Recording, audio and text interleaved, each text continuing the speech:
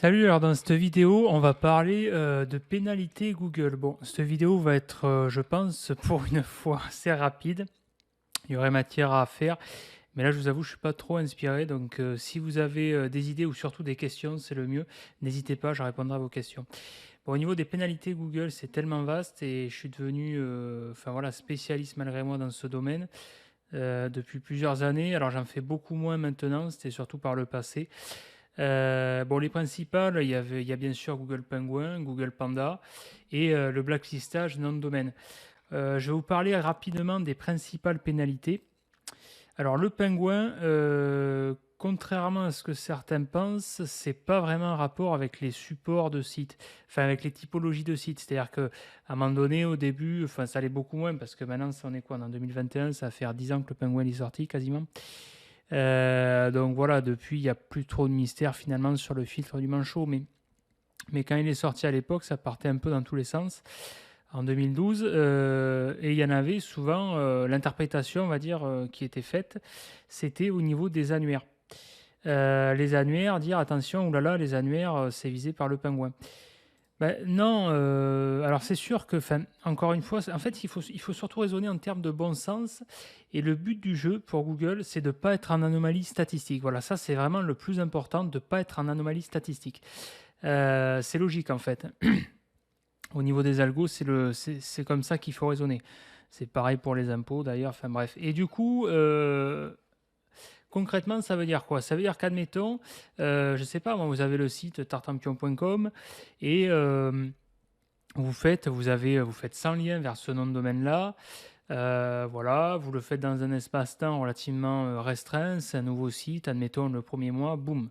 Vous faites 100 liens vers la même page, admettons vers la page d'accueil, et surtout avec la même typologie de site. C'est-à-dire qu'admettons, allez, sur 100 liens, vous avez 90 liens annuaires. Bon, ben ça, effectivement, au niveau de la typologie de liens, c'est vrai que c'est flag. Enfin, il faut raisonner en termes macro, quoi. Google, vu qu'il a des milliards de sites à gérer, il n'a pas que le vôtre. Il faut raisonner en termes macro. Et c'est sûr que, voilà, si votre typologie de lien est majoritairement issue d'annuaires, et surtout si dans les annuaires, on a le lien, par exemple, je sais pas moi, monannuaire.com, n'importe quoi, ou annuaire référencement, vous voyez. Enfin, si on a majoritairement le mot-clé annuaire ou annu, voilà, enfin surtout annuaire dans les noms de domaine, dans les noms de domaine en provenance qui pointent vers votre site, bah, c'est sûr que ça va déclencher un voire plusieurs drapeaux. Par contre, si vous avez déjà, si vous n'avez pas le mot-clé annuaire dans le domaine, déjà c'est moins flag. Et c'est surtout qu'il faut, le plus important, c'est de varier son profil de lien. Je sais pas, moi, admettons sur 100 liens, vous avez une dizaine d'annuaires, bon, ben, ça passe, quoi. C'est pas flag. Le plus important, c'est au niveau des encres. Google Penguin, il vise principalement les encres de lien. Quand je dis encres de lien, c'est principalement les encres optimisées. C'est-à-dire qu'en fait, rien ne vous empêche de faire des encres, même je vous conseille fortement de faire des encres de lien. Voilà, c'est-à-dire une encre de lien, de mettre des mots-clés, des textes dans les liens qui pointent vers votre site, hein. C'est-à-dire concrètement, comme là, bon, mais voilà, je prends l'exemple rachatdecrédit.org.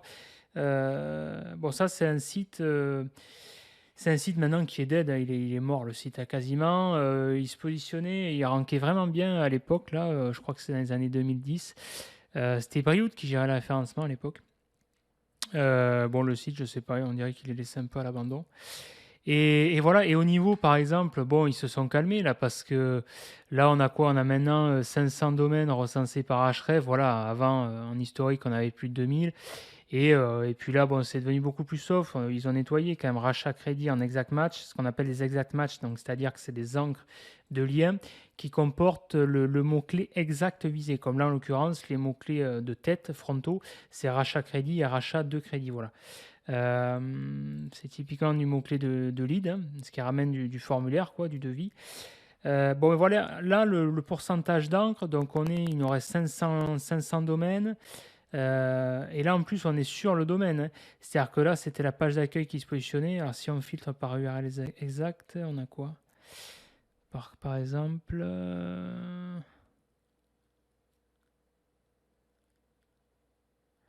voilà, 527. Et on est un peu moins quand même, hein.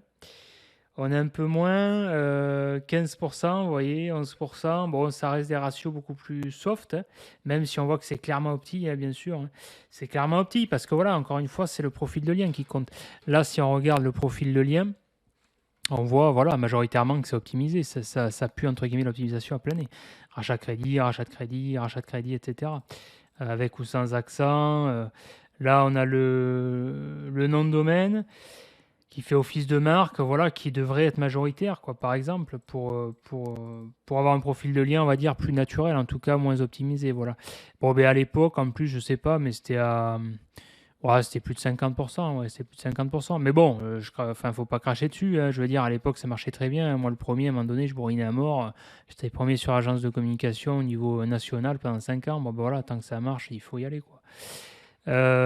Donc ça, c'est principalement le filtre Google Penguin. Il va vraiment s'attaquer aux encres de liens optimisées, vous voyez. Parce que là, c'est-à-dire que là, ce qu'on appelle une encre exact match, comme rachat crédit, donc c'est-à-dire une encre exact match, c'est quoi? C'est tout simplement quand vous, dans votre, le texte du lien sur lequel vous faites un lien qui pointe vers votre site, va comporter le mot-clé visé. C'est-à-dire que là, vous faites, admettons, attends, parce que là, on est en écran noir. Vous faites un href, donc admettons, vous faites un lien vers mon site.com et vous faites une encre, ce qu'on appelle une encre de lien. Je vais ranker donc sur rachat de crédit. Voilà. Voilà. Et ça, je mets ce qu'on appelle un lien en exact match avec le mot-clé visé dans mon texte de lien. Voilà, tout simplement. Bon, mais ça, il faut y aller avec parcimonie parce que voilà, Google Penguin, vraiment, depuis 2012, c'est vraiment ce qui cible. Mais par contre, rien n'empêche de faire des encres de lien, mais désoptimisées, hein. Ou alors semi-optimisées. C'est-à-dire que là, on pourrait faire, je sais pas moi, site de rachat de crédit, par exemple, ou alors le fameux visiter le site de finance, par exemple, vous voyez. Bon, ben ça, déjà, ça donne du... C'est mieux que de... C'est mieux que de mettre, par exemple, du cliquer ici, parce qu'au moins, ça apporte du contexte, en fait. Comment dire... la grande force des liens, enfin des textes de liens, c'est surtout qu'ils permettent d'apporter du contexte et d'enrichir le champ sémantique du contenu de la page visée. C'est-à-dire, concrètement, admettons, vous faites un lien donc là vers la page d'accueil monsite.com, d'accord. Sur la page monsite.com, merde. Sur la page donc monsite.com, la page d'accueil, la home, admettons, donc bien sûr ça va être optimisé pour achat de crédit par exemple. Et donc, je vais mettre tout un tas de mots-clés et de contenus pour enrichir cet univers-là, pour bien faire comprendre au bot, à Google, que cette page-là est pertinente sur ce mot-clé-là, sur cet univers-là. OK. Bon, ben admettons, par exemple, il y a des mots que je vais pas mettre soit par omission, volontaire ou pas. C'est-à-dire qu'admettons, je vais peut-être pas mettre le mot interdit bancaire, vous voyez, par exemple, parce que ce mot-clé-là va être, on va dire, moins sexy au niveau commercial, par exemple. Et bien ça, par exemple, l'interdit bancaire, je vais pouvoir en profiter pour le mettre dans mon encre de lien ici, par exemple. Je ne sais pas, j'ai n'importe quoi, le site des interdits bancaires, admettons, j'en sais rien. Bon, c'est pour l'exemple. Ce qu'il faut retenir de ça, c'est quoi? C'est que grâce à ces encres de lien-là, déjà, ça va me permettre de varier mes encres, de diluer mon ratio d'encre optimisé, là, plutôt que de bourriner sur le mot-clé exact, rachat crédit, donc le mot-clé commercial, en fait. Vu que Google, lui, préfère que vous passiez par AdWords, vu que ça ne lui rapporte pas de pépettes. Ben là, ça va permettre de diluer et surtout d'enrichir ce champ sémantique. Concrètement, ça signifie quoi? Ça veut dire que là, admettons ce mot-clé-là, site des interdits bancaires, ben, pour Google, en fait, c'est comme s'il faisait partie du contenu de vos pages. C'est comme si j'avais mis ce mot-clé-là, j'avais mis ça, en fait. C'est comme si j'avais mis l'encre de lien dans le contenu de ma page, site des interdits bancaires, par exemple. Voilà. Ça, c'est vraiment la grande force des encres de lien sur lesquelles il faut jouer là-dessus, quoi. Bon, voilà. Donc ça, c'est Google Penguin. Il vise principalement les ratios d'encre de lien exact optimisés. Donc ça, faites très attention. Alors encore une fois, après ça dépend, hein. Si c'est pour le site de client, bon, il faut y aller mollo. Vous pouvez, alors après, ça dépend vraiment des SERPs, parce que c'est au cas par cas, des pages de résultats. Faut sentir la SERP, c'est-à-dire que là, je sais pas, moi, vous tapez c'est Aurier Paris, par exemple. Bon, ben, la règle de base, c'est vous étudiez les 10 premiers résultats, enfin au moins un minima les 3 premiers, et vous regardez le profil de lien et vous voyez en fonction du ratio d'encre si c'est optimisé ou pas, si vous pouvez vous permettre d'y aller, quoi. Si vous voyez qu'admettons, je sais pas, moi les 3 premiers ils tournent à 3% d'exact match, bon, bah, allez-y mollo, n'y allez pas avec votre gros sabot à 30%, vous allez être en anomalie statistique. Par contre, si bourrine comme des cochons à 40, vous pouvez y aller à 25, ça passe crème. Voilà. Par contre, bon, après, il y a quand même un bémol avec, parce que même si tout le monde ne fait pas ça, ça représente quand même une minorité. Mais si les liens sont cloqués, ça fausse l'analyse, quoi, clairement. Par contre, un détail important, c'est que une erreur qui est courante, euh, quand vous faites de l'analyse de liens, bon, ben là j'utilise Href, vous pouvez utiliser un autre si vous voulez, ce Observer Majestic par exemple.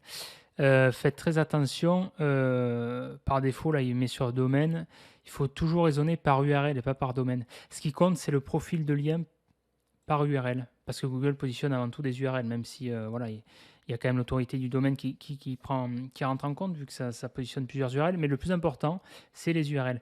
Quand vous analysez un profil de lien et une page donnée, analysez toujours le profil sur l'URL. C'est-à-dire que là, admettons, si je tape Serrier Paris, bon, là, ça va être des pages d'accueil qui vont se positionner, voilà. Je ne vais pas étudier le nom de domaine, comme là, c'est à l'époque, c'était rachatcredit.org, je vais étudier le profil URL, voilà. Parce que je vous montrais tout à l'heure, on était à 15%, voilà. Sinon, votre analyse va être faussée, clairement. C'est intéressant aussi de voir sur le domaine, hein, sur le route domaine. Mais c'est pour une autre analyse, c'est pour vraiment avoir un profil de lien global, voilà. Mais au niveau, pour prendre la décision sur le ratio d'encre, toujours par URL. Bon, ça c'est Penguin. Ensuite, le Panda, c'est quoi? C'est au niveau, il va s'intéresser au niveau du contenu de la page. C'est-à-dire clairement, ça signifie quoi? Ça veut dire qu'il va falloir éviter la suroptimisation, c'est-à-dire qu'éviter de blinder de mots-clés, ce qu'on appelle la densité des mots-clés, hein.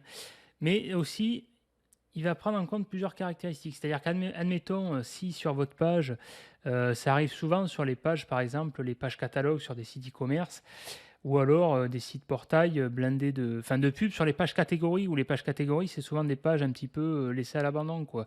Admettons, vous arrivez sur une page, bon, ben là, c'est pas le cas, on est sur la page d'accueil, mais admettons, je serais sur une page, je sais pas moi, si je prends, bon, Le Monde, ça va pas être le meilleur exemple, mais admettons, je tape, j'en sais rien, moi, allez, je vais prendre Le Monde, j'ai quoi là en guide d'achat?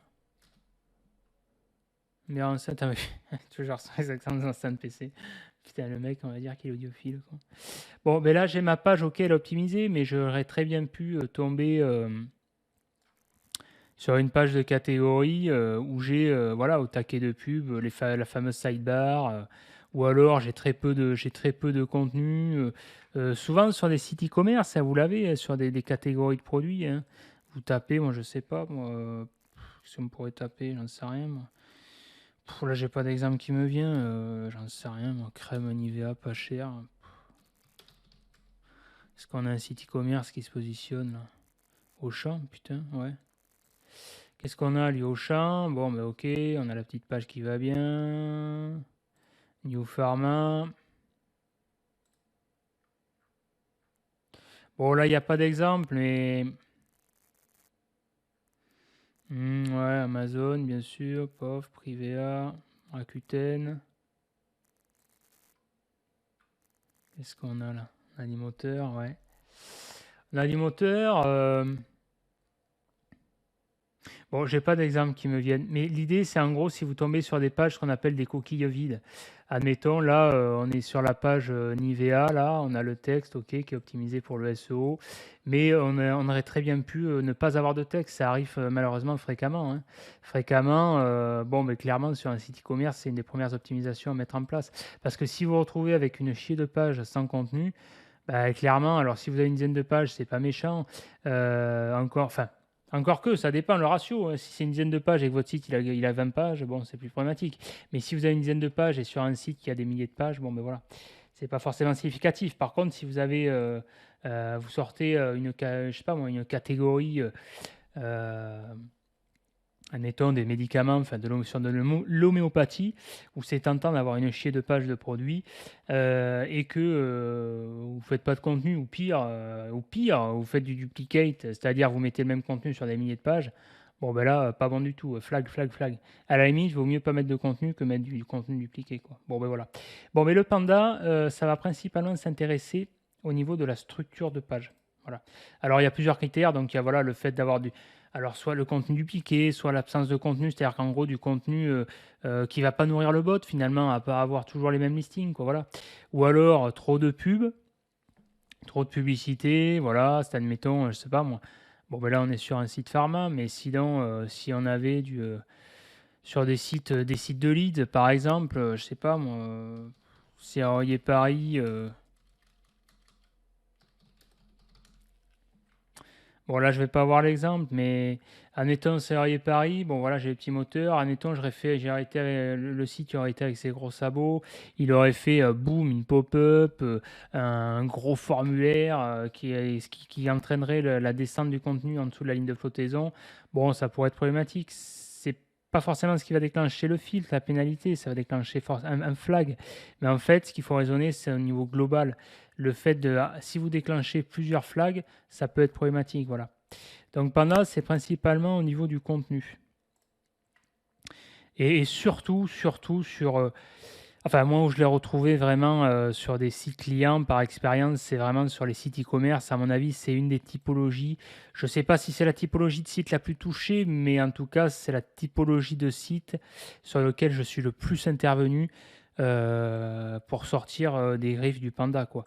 Et généralement, ce qui revenait là dans les sites e-commerce que j'ai sortis du Panda, c'était c'était des problématiques de contenu dupliqué, quoi, en fait. Des contenus dupliqués, des pages pauvres, hein, voilà, c'est toujours la même chose, hein.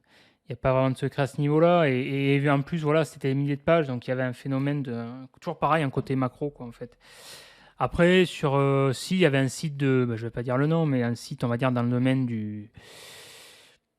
des jeux vidéo.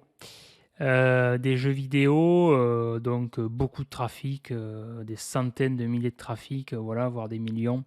Gros site, référence depuis des dizaines d'années, qui m'avait consulté et ouais, c'était pour du panda, c'était pas vraiment pour du pingouin. En fait, sur des gros sites, c'est surtout pour du panda. Ben, c'est logique, parce que les sites qui ont des grosses volumétries de pages et de contenu, bon, généralement, ils font gaffe. Sur le pingouin, ils sont assez flippés. Donc voilà, vu que c'est des monisites, des sites principaux, ils les chouchoutent et ils y vont mollo. Donc c'est plus sur du panda, sur ce que j'appellerais des effets de bord, quoi, voilà, sans faire exprès, le oups, ou alors, j'ai été opportuniste, j'ai tenté, et tant que ça passe, c'est bingo, et puis le jour où Google passe, boum.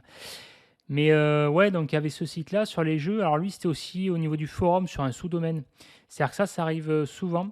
C'est-à-dire que le forum, ça arrivait plusieurs fois. C'est-à-dire que le forum, donc un sous-domaine, forum. Je ne vais pas mettre le nom de domaine, voilà, plomber en fait le ranking du domaine en fait sur le route.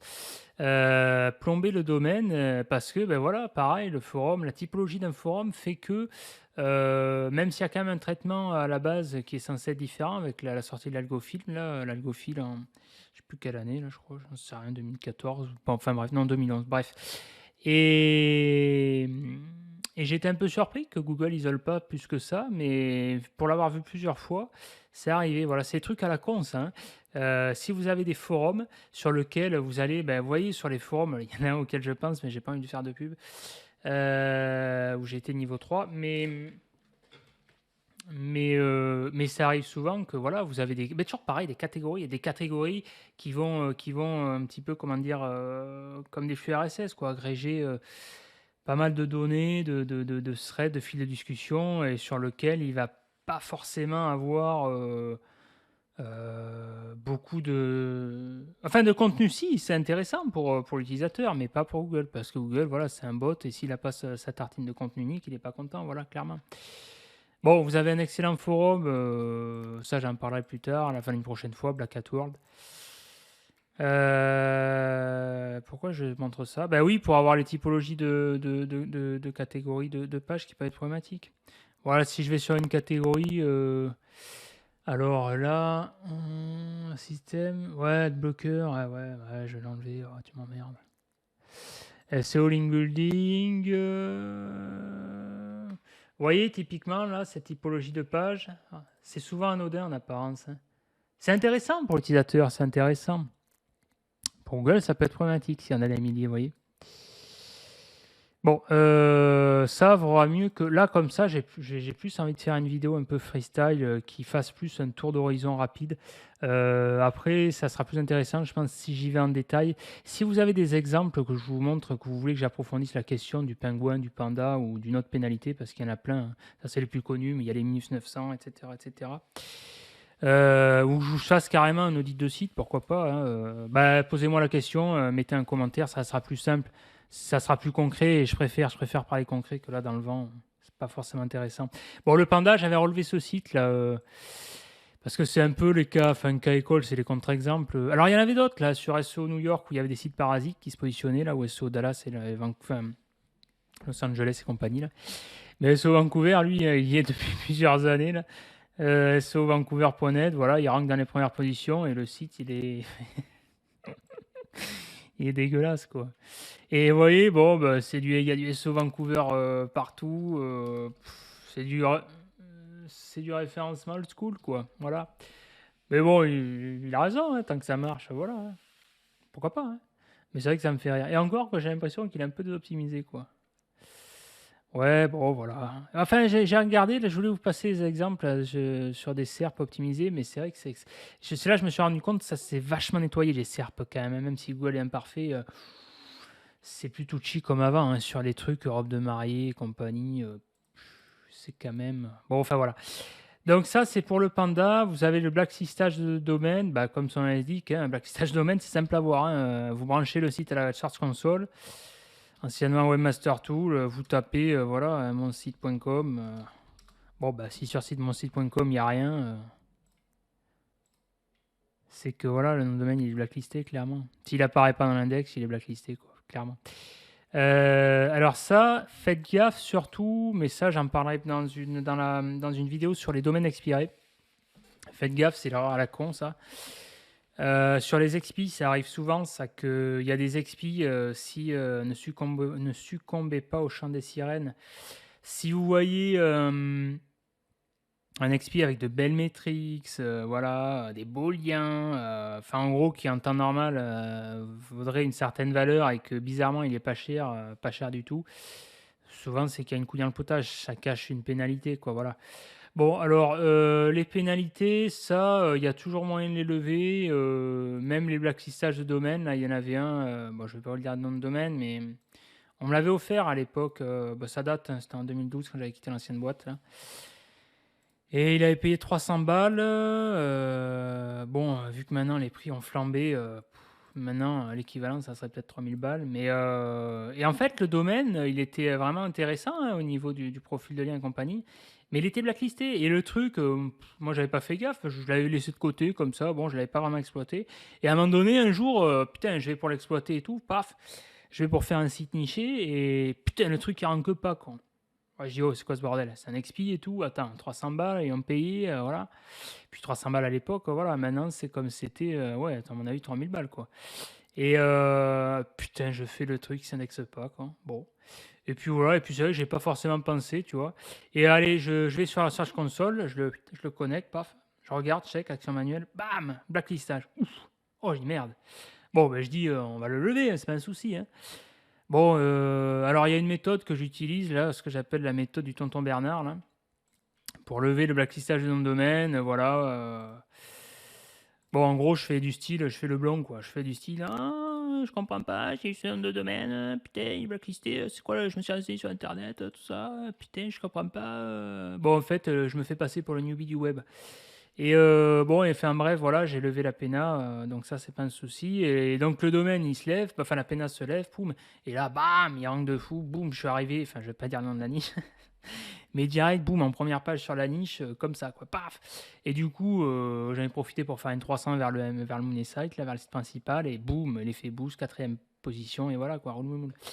Mais maintenant, quand même, ces derniers temps, j'avais pas le même résultat. Et une fois que la PENA elle est levée sur un nom de domaine filtré et surtout blacklisté, il n'y a pas vraiment ce retour de flamme comme avant, quoi. Bon, enfin bref, donc ça maintenant, je m'embête plus. Moi, si j'ai un conseil à vous donner, même s'il y a possibilité de. Et puis bon, j'en ai levé des pénats, hein, à un moment donné, maintenant ça va, quoi, j'ai ma dose. Ce que je vous conseille, c'est de checker tout simplement l'XP, hein, s'il ressort. S'il ressort, et si déjà sur la commande site vous avez rien, bah, passez votre chemin tout simplement. C'est le premier critère à prendre en compte, enfin vérifier l'indexation, quoi. Voilà. Bon, blacklistage de domaine. L'effet, est-ce que j'ai le retour? Ouais. Sandbox aussi, c'est du site filtré. Du site filtré. C'est-à-dire que là, voilà, vous commencez un nouveau site avec monsite.com et, et vous y allez comme un bourrin. Voilà, ça c'était une de mes techniques favorites. Et ben voilà, c'est en gros, c'est ça va déclencher souvent le filtre Google de suroptimisation. C'est-à-dire qu'en gros, en fait, c'est quand vous recoupez les données, quoi.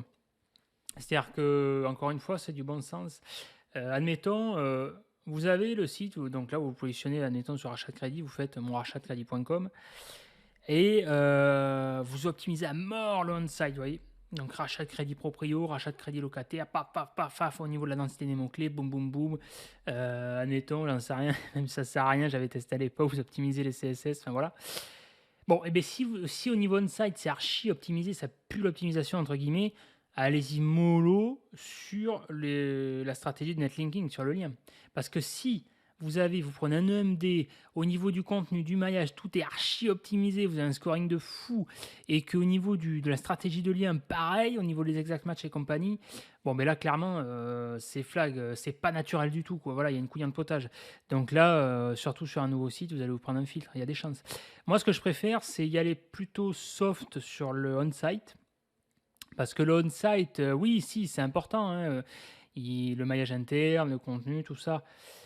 Mais au niveau de la pondération, il n'y a pas forcément besoin d'y aller comme un bourrin. À l'époque, c'était plus le cas. Maintenant, surtout avec la mentalité, des fois, là, les mecs qui font du spam report à gogo. Moi, j'avais fait les frais à l'époque.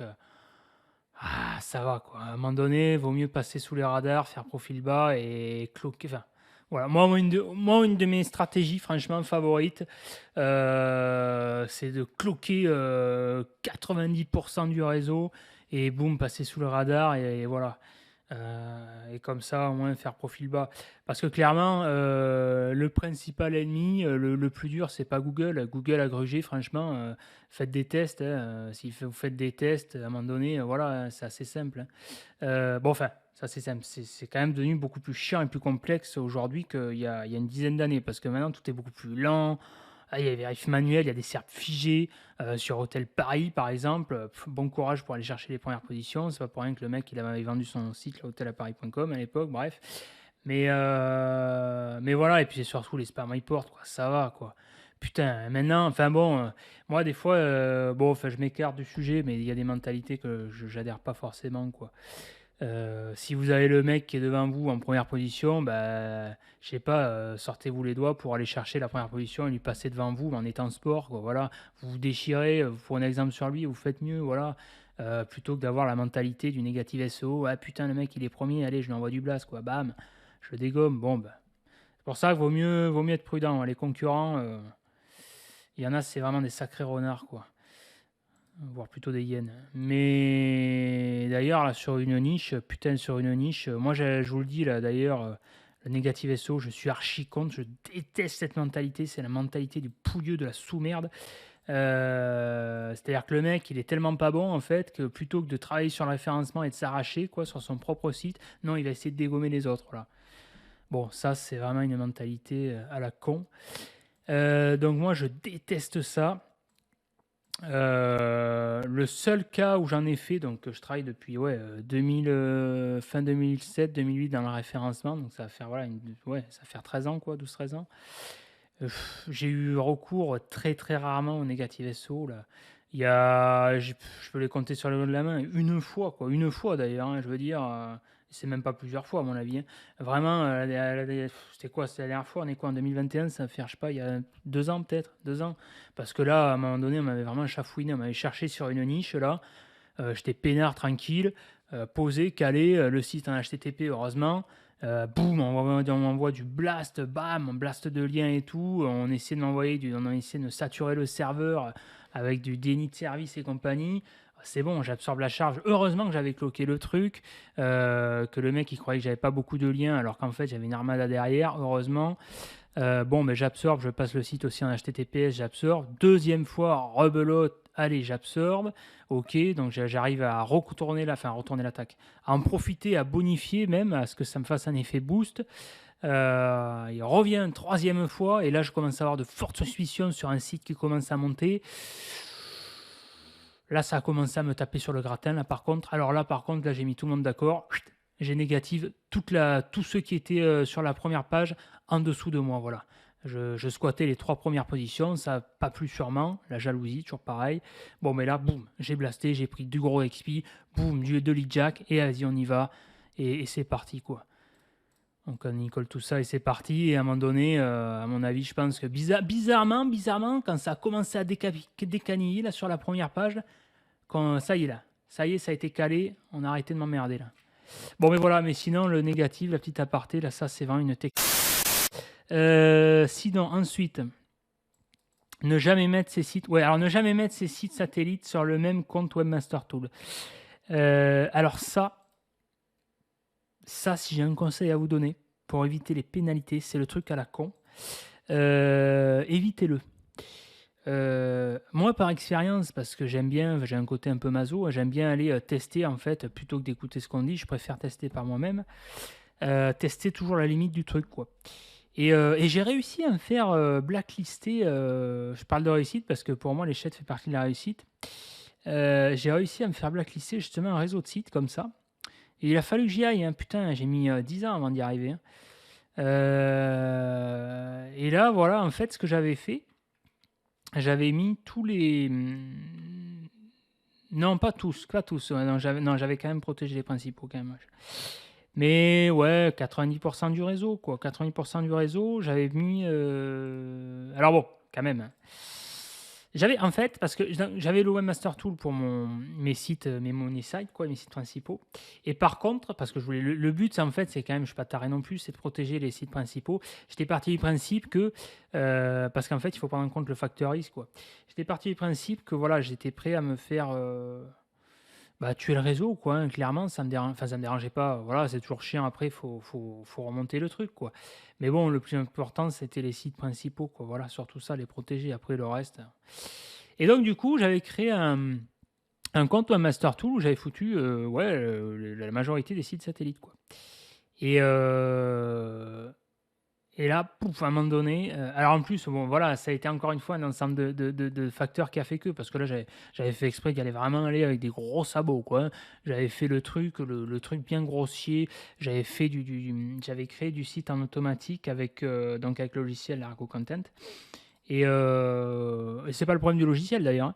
C'est qu'en fait, j'avais vraiment, comment dire, bah, il y avait des gros footprints en fait énormes. Il n'y a pas besoin de sortir un algo de fou pour le voir, ça. J'avais foutu quasiment les mêmes structures, surtout le contenu qui n'était pas vraiment assez, comment dire, varié, quoi. Et ça rankait, c'est la solution de facilité sur, enfin, je vais pas dire la niche, mais sur une niche, mais c'était limite trop facile, quoi. Je veux dire, j'étais en première position et voilà, et ça faisait le taf. En plus, je blastais avec du GSA derrière, du Xrummer, enfin bref, 3 millions par minute, et puis voilà, quoi. Et bon, bah, c'était pour tester, quoi, la limite du truc, quoi. Il faut tester, c'est marrant. Et donc, du coup, à un moment donné, paf, ça a pété sur un site. Et du coup, vu que tout était lié, pouf, là, c'était quoi la pénalité, la suprême? Spam agressif, ouais, je comme ça. Spam agressif, voilà. Et là, pim, décanille. Voilà.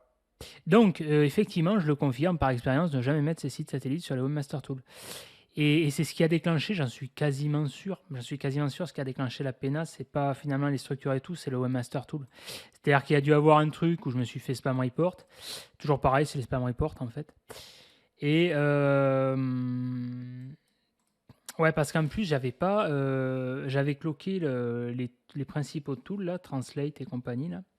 Google Translate, Google, je sais plus quoi là. enfin, il y a tellement de tools là. Ouais, traduction et compagnie, enfin bref. Mais j'avais pas cloqué AMP et Google Mobile, là. Bon, enfin bref, et ça c'est le Webmaster Tool. Et alors ce qui fait que maintenant, bah là c'est encore plus simple. J'ai aucun site satellite qui est connecté au Webmaster Tool et tout va bien dans le meilleur des mondes. Voilà. Au moins c'est réglé, c'est rien. Voilà. Et il y a juste des fois, de manière très très rare, si j'ai une suspicion des fois pour voir de Pena ou pour indexer plus vite, voilà, et je le branche et je le déconnecte direct. Mais généralement, j'utilise quasiment plus Webmaster Tool pour les sites satellites.